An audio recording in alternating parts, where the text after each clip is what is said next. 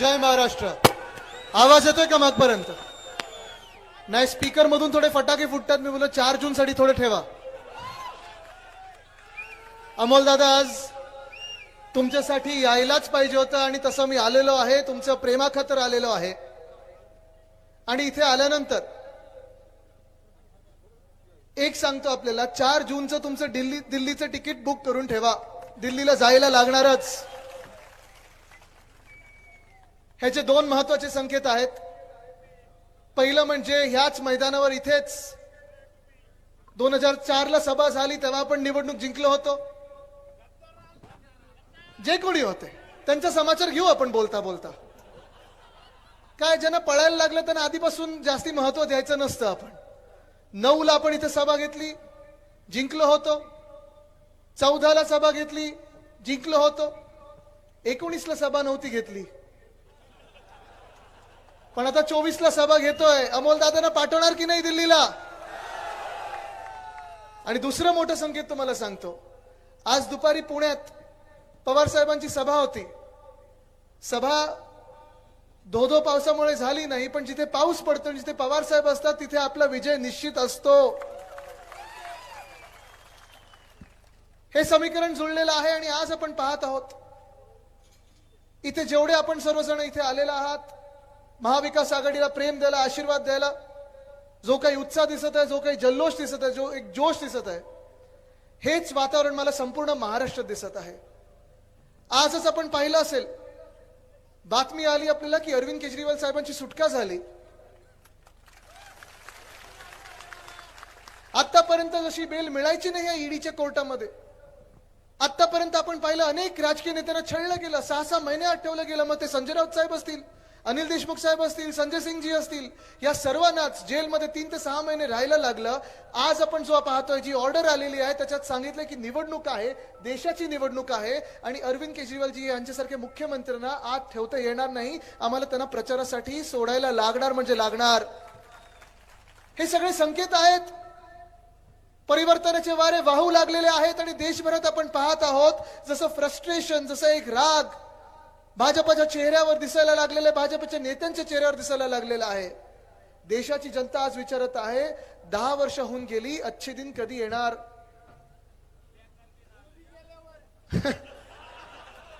बघा, जनतेतून बोलतात लोक. जसं मगाशी सरपंच आपण म्हणाला, ताई आपण तिथून म्हणत होतात. हा जो राग आहे लोकांमधला, 10 वर्ष जे खोटं बोला पण रेटून बोला, हे भाजपचं धोरण राहिलेलं आहे. जे गद्दार आहेत ते बोलतात खोटं बोला पण रडून बोला, हे पण आहे आपल्या राज्यात चाललेलं. काय काय बघा, इथे पण लोक आहेत. कुठे कुठे कुठे कुठे आहेत? अमोल दादा, हे तुमच्यासाठी सगळे आलेले आहेत, आपल्या महाविकास आघाडीसाठी आलेले आहेत. आणि हे चित्र तुम्हाला सांगतोय, जी काही घोषणा भाजपने दिली होती, अब की बार 400 पारची घोषणा दिली होती. बघा, भाषण करायची पण गरज नाही. जे प्रेसचे पत्रकारचे मित्र जे आहेत, आमचे पत्रकार मित्र आले, तुम्ही यांचंच भाषण लिहून घ्या, आमचं भाषण उद्या छापूही नका. कारण हा देशाचा आवाज आहे, हा जनतेचा आवाज आहे. आणि ही जनता दिल्लीच्या तख्ताला हलवणार म्हणजे हलवणार, भाजपला गाडणार म्हणजे गाडणारच. आपण पाहतोय ही जी 400 पारचं एक घोषणा जी होती, हळूहळू 400 पारचं मोदी सरकार झालं, मोदी सरकारचं एनडीए सरकार झालं. आता एनडीए सरकारचं येऊन सांगतायत, नाही नाही आम्हाला थोडी मतं द्या, आम्हाला थोडी मतं द्या, आता असं होईल, आता तसं होईल.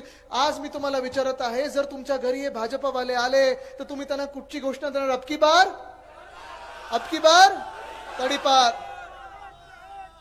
हे मी तुम्हाला मुद्दामून एवढ्यासाठी सांगत आहे, कारण कदाचित तुमच्या घरी ह्या पुढच्या 2-4 दिवसात प्रचाराला जेव्हा भाजपवाले येतील, नाही तुमच्याकडे येणार नाही, तुम्हाला घाबरतात. पण जे भाजपवाले कोणाच्याही घरी ते जातील, तुम्हाला सांगतील, अरे तुमचं मत तुतारीला देऊ नका, तुमचं मत हाताला देऊ नका, तुमचं मत मशालीला देऊ नका, आम्ही 400 पार होणार आहोत, तुम्ही इथे देऊन मतं का फुकट करताय? आणि तुम्हाला सांगतो, त्यांना घरी बसवा, तुमच्याच घरी बसवा. म्हणजे घरी त्यांच्याच बसवायचं ते 4 जूनला आपल्याला, पण जरा घरी बसवा, चहा द्या त्यांना, पोहे द्या, तो काय कढीपत्ता बाजूला काढायचा तो काढून टाका.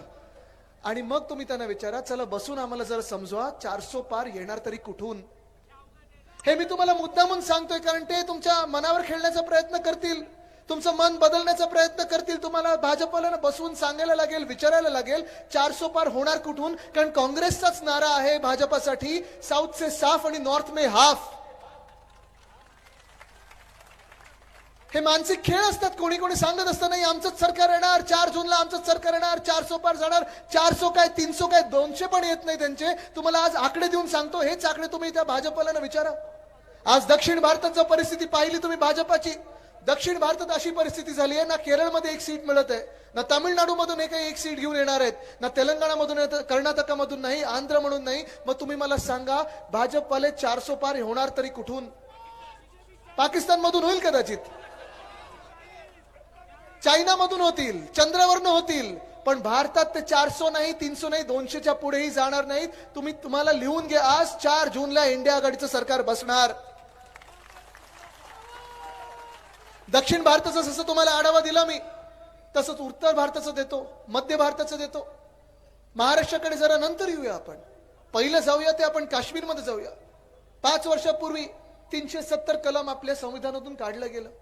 370 काढलेला आपला पण देखील पाठिंबा होता. आपण पण 2 दिवस साजरा केला होता. आपलं पण स्वप्न होतं की आपल्याला 370 कलम नकोय.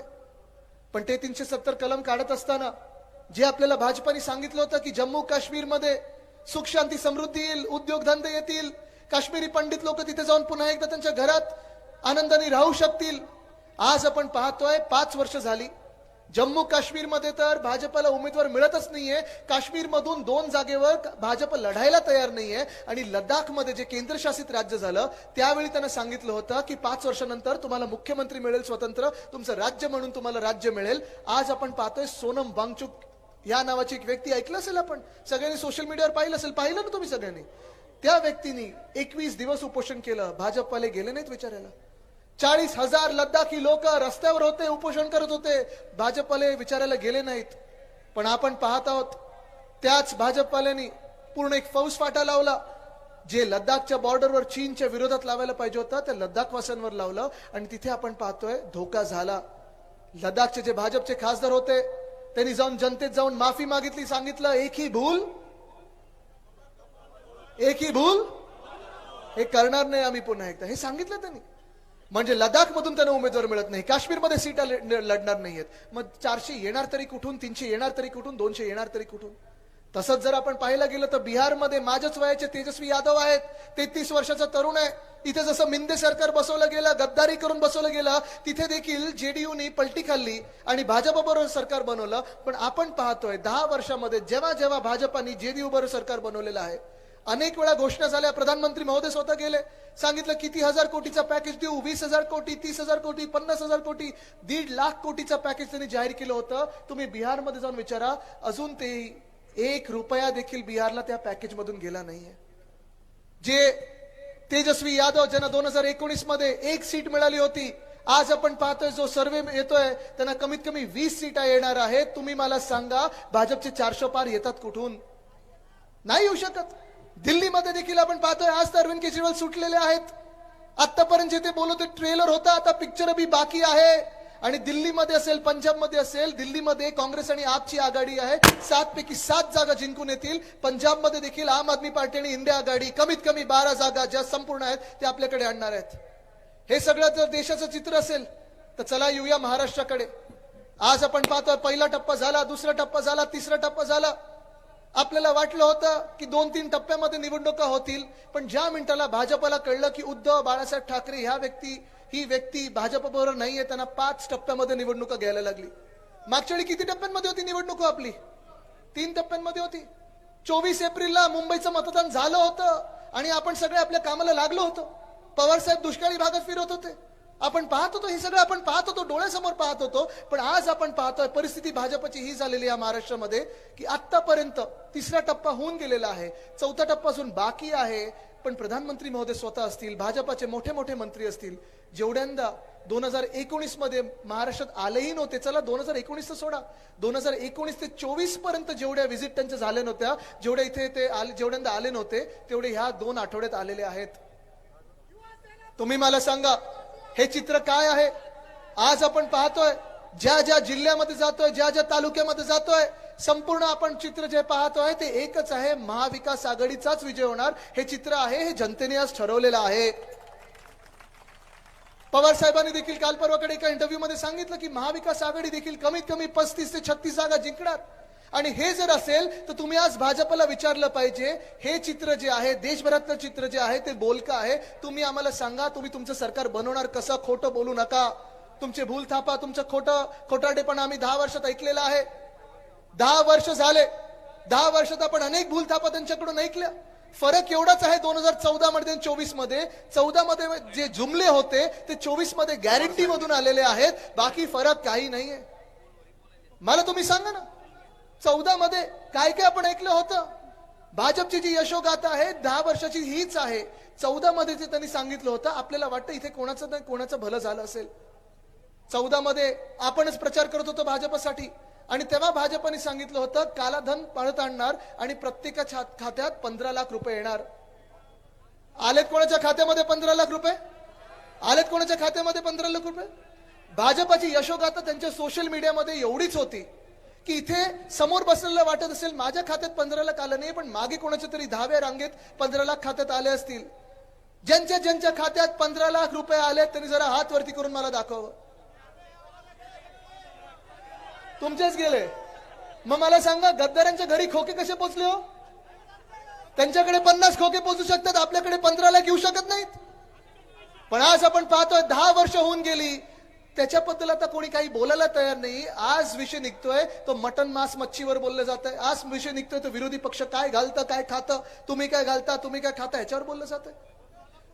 आपण पाहिलं असेल 2014ला आपल्याला सांगितलं होतं की 2022 पर्यंत प्रत्येक भारतवासियाला छत मिळेल, घर मिळेल, प्रधानमंत्री आवास योजनेत घर मिळेल. इथे तुम्ही मला सांगा, कोणाला तरी